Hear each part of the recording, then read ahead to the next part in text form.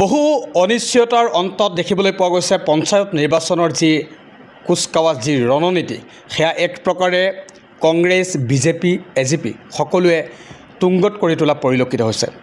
ৰাজ্যৰ ৰাজনীতি ধৰি একফালে হোজাই জিলাৰ বিন্নাকান্দি সমষ্টিৰ ৰাজনীতি, আনফালে দেখিবলৈ পোৱা গৈছে বিন্নাকান্দি সমষ্টিখনক এক প্ৰকাৰে কংগ্ৰেছ দলে জোৱাৰ উঠাইছে। ভিন্ন স্থানত কংগ্ৰেছ দলৰ যিসকল মনোনীত প্ৰাৰ্থী সেইসকলে ৰাইজৰ আশীষ লোৱা পৰিলক্ষিত হৈছে।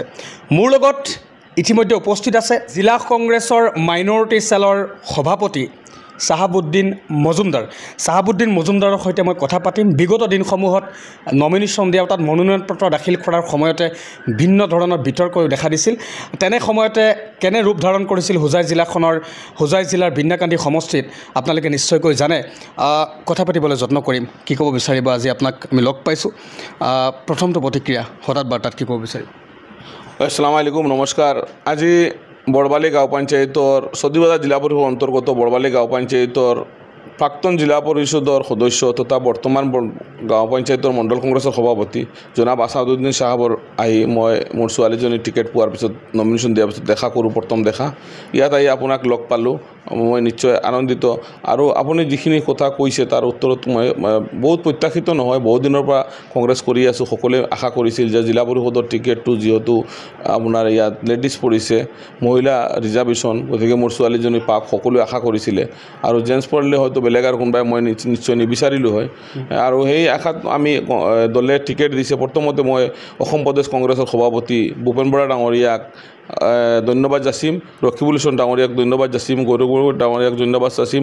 আৰু ইয়াত আমাৰ local district Congress, block Congress, local লিডাৰসকল, নেতৃস্থানীয় APCC ছেক্ৰেটাৰী বা আমাৰ মণ্ডল কংগ্ৰেছৰ সভাপতিসকল সকলো আৰু ৰাইজৰ দোৱা আৰু আশীৰ্বাদত প্ৰথমতে আমি টিকেট পাইছোঁ। সকলোকে মই অন্তঃস্থলীৰ পৰা ধন্যবাদ যাচিছোঁ। দ্বিতীয়তে কথা হ'ল কি, মই এই অঞ্চলৰ এজন বাসিন্দা, কৰ্মসূত্ৰে বিভিন্ন জেগাত অহা যোৱা কৰোঁ। সদিবাজাৰ জিলা পৰিষদত আমাৰ নিজৰে গড়, নিজৰে কিছু কাম কাজ কৰাৰ আমাৰ খুব উদ্দেশ্য আছিল। বিগত দিনত কিছু দেখিছোঁ যে পঞ্চায়তত 10 বছৰমান কাম কৰিছোঁ। সদিচ্ছা থাকিলে কাম কৰিব পাৰি। কাম আমাৰ এই অঞ্চল আমাৰ এই পিছপৰা বুলি নহয়, পূব অঞ্চল বুলি ক'লে ইয়াত কিছুমান এই সেইদিনাখন দেখিছোঁ MLA সাহেবৰ নমিনীয়ে মুৰাদাৰ পৰি শুনাইছে 177 কিলোমিটাৰ ৰাস্তা বোলে এই MLA বোলে বিন্নাকান্দি সমষ্টিত লৈ আহিছে। মই বিচাৰি আছোঁ চামৰালি জিপিত 1 কিলোমিটাৰ ৰাস্তা মই নতুনকৈ দেখা নাপালোঁ। সদিবাজাৰ জিপিত মই দেখি পাইছোঁ এটা 500 মিটাৰ নতুন ৰাস্তা এটা বনাইছে। বড়বালি জিপিত মই বিচাৰি নাপালোঁ। PMGC ৰাস্তা চেণ্ট্ৰেলৰ স্কিম, আমাৰ MP থাকোঁতে এটা ৰাস্তা বনাইছিলে এইখিনি দুবাগিচা ৰোড, এইটো দেখিলোঁ। আছাম মালা এইটো চেণ্ট্ৰেল স্কিম দেখিলোঁ। নতুন ৰাস্তা মই বিচাৰি আছোঁ সদিবাজাৰ জিলা পৰিষদত। এতিয়া মই গম পালোঁ যে যিখিনি ৰাস্তা আহিছে তেওঁ যিটো হোম পঞ্চায়তত, তাত যিবিলাক গাঁও পঞ্চায়তে যিবিলাক ৰাস্তা কৰে, গাঁও পঞ্চায়তে যিটো ৰাস্তা কৰে সেই ৰাস্তাবিলাক তেওঁ PWD বনাইছে। তাৰমানে আমাৰ অঞ্চলৰ ৰাস্তা ঘাট কাম কম কৰি পেলাই তেখেতে নিজৰ অঞ্চল ডেভেলপ কৰিছে। MLA বাহিৰৰ আমাৰ বিদেশত থাকে, মুম্বাইত থাকে, কেতিয়াবা কয় পুঁজি সংগ্ৰহ কৰিবৰ কাৰণে মই বিদেশত গৈছোঁ। সেইকাৰণে আমাৰ এই কাম কাজবিলাক বেছিভাগ অন্য জেগাত হয়। সেইকাৰণে আমি ভাবিছোঁ যে যিহেতু এই অঞ্চলৰ পৰা এজন যদি প্ৰতিনিধি হৈ ওলাই নাহে আমাৰ মাত কোনে মাতিব। সেইকাৰণে মই মোৰ ছোৱালীজনী যিহেতু প্ৰতিনিধি হ'ব, ছোৱালীজনীৰ এডভোকেট ল ক্লিয়াৰ কৰিলে ৰিজাল্ট হ'বলৈ বাকী আছে। ছোৱালীজনী মই ভাবোঁ যিহেতু কোৰ্টত যাব শংকৰদেৱ নগৰত, তাই এডভোকেট ক্লিয়াৰ কৰিলে যাবই, যিহেতু তাত জিলা পৰিষদৰ অফিচখন ওচৰত আছে, সদায় ৰাইজৰ মাত মাতিব পাৰিব। আৰু মই বিগত দিনত যিখিনি এক্সপিৰিয়েঞ্চ আছে মই মোৰ ছোৱালীজনীক সহযোগিতা কৰিম। বিশেষকৈ আমাৰ আছাদা মণ্ডল সভাপতি, তেখেতৰো অভিজ্ঞতা আছে, এবাৰ জিলা পৰিষদৰ সদস্য আছিলে, আঞ্চলিক পঞ্চায়তৰ সদস্য আছিলে, বহু দিনৰ ৰাজনীতিবিদ মানুহ। আৰু এনেকুৱা নহয় যে অভাৱী মানুহ নহয়, আল্লাহ তেওঁলোকসকলক ধন দৌলত দিছে, ৰাইজক সহযোগিতা কৰে। তেখেতক মই মণ্ডল প্ৰেচিডেণ্ট, তেখেতে মোৰ কৰ্তব্য আৰু দায়িত্ব মই তেখেতক দেখা কৰিবলৈ মই কৰৈনী মণ্ডল সভাপতিক দেখা কৰিলোঁ, চাৰিঙৰ মণ্ডল সভাপতিক দেখা কৰিলোঁ, চামৰালি মণ্ডল সভাপতিক দেখা কৰিলোঁ, টংগীয়া মণ্ডল সভাপতিক দেখা কৰিলোঁ। মই মোটামুটি সকলো ছিনিয়ৰ লিডাৰসকলক মই প্ৰথমতে নিৰ্বাচনী প্ৰচাৰৰ আগত গৈ দেখা কৰিম। আৰু ইনশাআল্লাহ মানুহে খুব ছাপোৰ্ট দিছে মোৰ ছোৱালীজনীক, আৰু আপোনালোকৰ ফালৰ পৰা, মিডিয়াৰ ফালৰ পৰা ছাপোৰ্ট পাম বুলি আশা ৰাখিছোঁ। বিশেষকৈ এই অঞ্চলৰ মই মুৰব্বী আমাৰ আছাদুদ্দিন সাহেবৰ নিচিনা যিসকল মই মুৰব্বী আছে, সকলোৰে নিজৰ ল'ৰা ছোৱালী সকলোৰে আছে।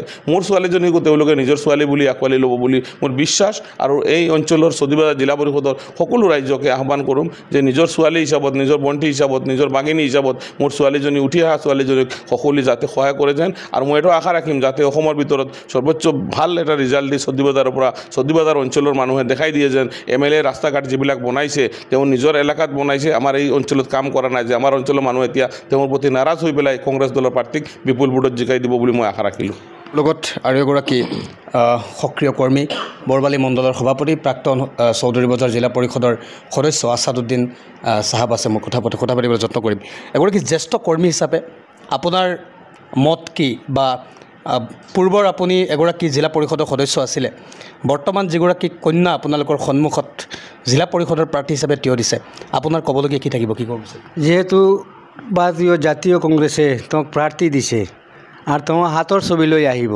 আমি চব মিলি আমাৰ গোটেই মণ্ডলে মিলি আমি হাতৰ ছবিত ভোট দিম আমাৰ কথা হ'ল হাতৰ ছবিত ভোট দিম কংগ্ৰেছ আই জিন্দাবাদ কংগ্ৰেছ আই জিন্দাবাদ এয়া আছিল প্ৰাক্তন জিলা পৰিষদ বৰ্তমান বৰবালি মণ্ডলৰ সভাপতি আলহাজ আছাদুদ্দিন চাহাব মোৰ সৈতে আছিলে চাহাবুদ্দিন মজুমদাৰ সকলোৰে সুপৰিচিত গতিকে আপোনালোকে বিবেচনা কৰিব জনতাই জনাৰ্দন ৰাইজে নেতা বনাই দিলে নিশ্চয় আমাৰ এইখন যিখন চৌধুৰীবজাৰ জিলা পৰিষদ নিশ্চয়কৈ উন্নয়ন হ'ব উন্নতি হ'ব সেয়া ৰাইজে বিবেচনা কৰিব আৰু আশা থাকিল যে আপোনালোকে আজিৰ প্ৰতিবেদনটোত যথেষ্টখিনি বুজি পাইছে এটি ভাল কমেণ্টছ কৰিবলৈ মই অনুৰোধ জনাইছোঁ